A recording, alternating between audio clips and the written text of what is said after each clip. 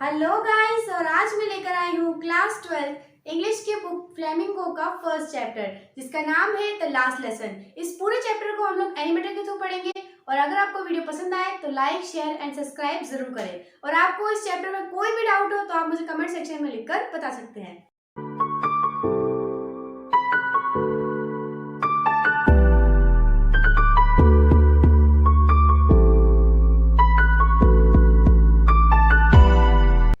अरे यार, मैं तो स्कूल के लिए लेट हो रहा हूँ।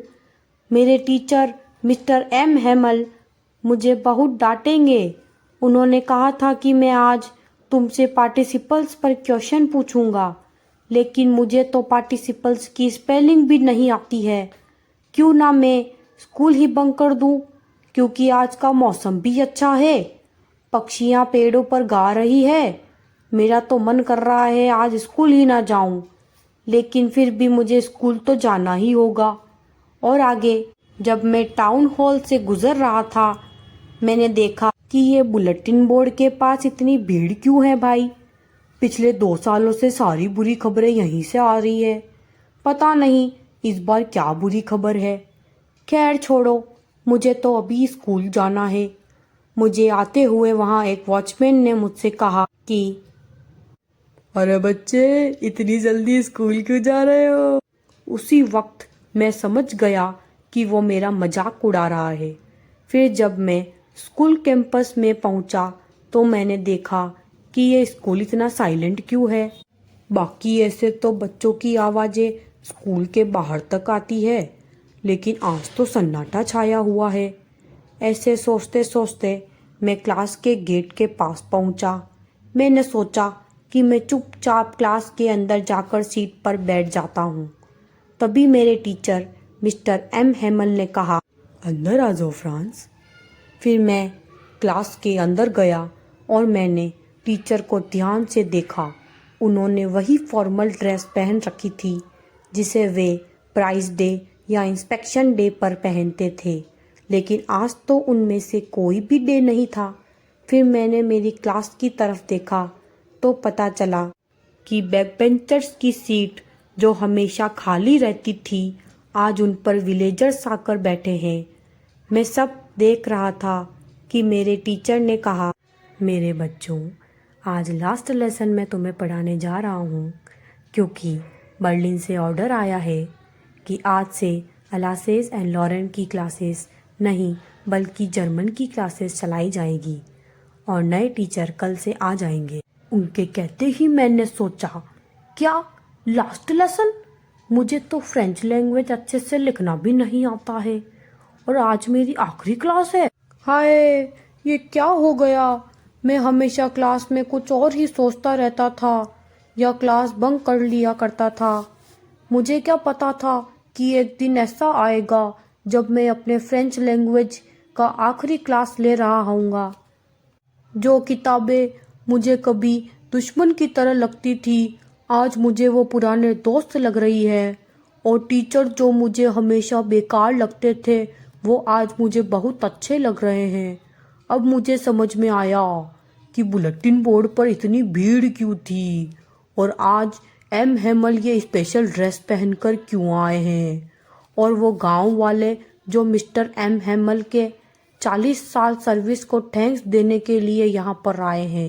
मैं ये सब सोच रहा था, तभी मेरे टीचर ने मेरा नाम लिया और मैं समझ गया। और जैसे कि मेरा डर था, मैं पहले ही वर्ड में अटक गया और मुझे लगा मेरे टीचर मुझे पनिश करेंगे, लेकिन उन्होंने कहा, मैं तुम्हें पनिश नहीं करूँगा, तुम्हें खुद इसका बुरा लगना चाहिए। देखो फ्रांस, हम हमेशा सोचते हैं कि हमारे पास काफ़ी समय है, हम कल सीख लेंगे, और अब देखो तुम कहाँ पर आ गए हो और अब तुम्हारे पास अपनी लैंग्वेज को सीखने का ही समय नहीं। लेकिन इसमें तुम्हारी नहीं, हम सबकी गलती है। तुम्हारे पेरेंट्स कुछ पैसों के लिए तुम्हें पढ़ाई की जगह खेतों में और मिल्स में काम करने के लिए भेज देते थे, और मैं तुम्हें पढ़ाने की जगह फूलों में पानी देने नहीं भेज दिया करता था। और जब मुझे फिशिंग करने का मन करता था तब तो मैं छुट्टी भी दे दिया करता था। देखो फ्रांस, फ्रेंच लैंग्वेज दुनिया की ब्यूटीफुल क्लियरेस्ट लैंग्वेज है। लोगों के लिए उनकी आज़ादी की चाबी उनकी अपनी लैंग्वेज में ही होती है। अब मैं तुम्हें आज एक नया लेसन पढ़ाने जा रहा हूँ। और फिर मुझे उनका समझाया अच्छी तरह से समझ आ गया। मुझे लग रहा था कि उन्होंने आज से पहले इतना अच्छा कभी नहीं पढ़ाया हो। मुझे लग रहा था कि वे उनका सारा ज्ञान हमें आज ही दे देना चाहते हैं। पार्टिसिपल्स के बाद अब हमारी राइटिंग की क्लास थी। उन्होंने हमें इसके लिए कुछ कॉपियाँ दी जिन पे लिखा था फ्रांस अल्सैस, फ्रांस अल्सैस। पूरी क्लास में शांति छाई थी। खाली एक चीज़ की आवाज़ आ रही थी, वो थी कॉपियों में लिखने की। सभी खामोशी से लिख रहे थे। तभी मुझे छत पर कुछ कबूतरों की आवाज़ आई। वे छत पर गुटरगू कर रहे थे। तभी मैंने सोचा कि ये क्या जर्मनी वाले कबूतरों से भी जर्मन लैंग्वेज बुलाएंगे। ये भी एक विचार का विषय बन गया था मेरे लिए तो। फिर जब भी मैं लिखना छोड़कर एम हेमल की तरफ देखता था, वे क्लासरूम को देखते रहते थे, मानो क्लास की एक क्लियर तस्वीर अपने दिमाग में अपने साथ ले जाना चाहते हो। तभी बेल बजने की आवाज़ आती है, टिंग टिंग टिंग टिंग टिंग टिंग। तभी एम हेमल कुछ कहना चाह रहे होते हैं, लेकिन वो कह नहीं पाते हैं।